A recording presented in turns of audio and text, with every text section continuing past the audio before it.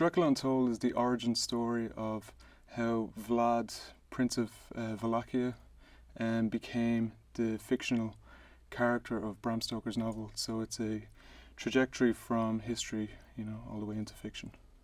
I think there are clever historical references in it, but at the same time it's a huge, huge action adventure of one man's journey to sort of save his kingdom, as it were. And then it takes a rather evil twist.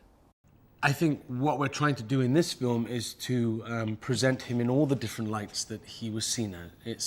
He was a warrior, he was a prince, he was a leader, he was a fighter, he was a family man. He had a family. He loved his wife. He also was a very fair ruler. And he was a man who stopped the Ottoman invasion of Europe. He stopped it dead in its tracks, which is a historical fact, in this tiny little country, he actually was the man and the army that stopped it. This isn't about Vlad the Impaler. This isn't about the bloodthirsty, sinister character that history has portrayed him. This is the side of him that people might not know about. I like it. It's a story of torment and sacrifice and love and heartbreak and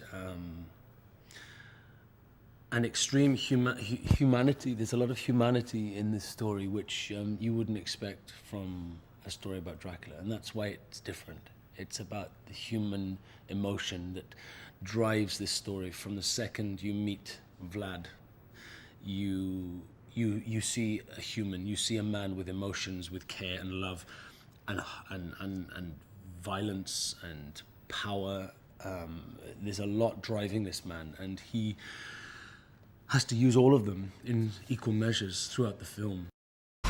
Make sure every last one of them is armed to the teeth.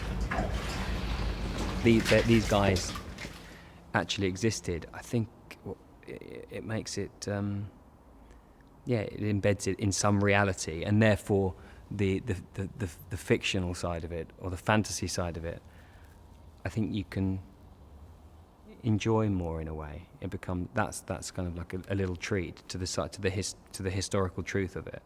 I always wondered who turned Dracula into a vampire.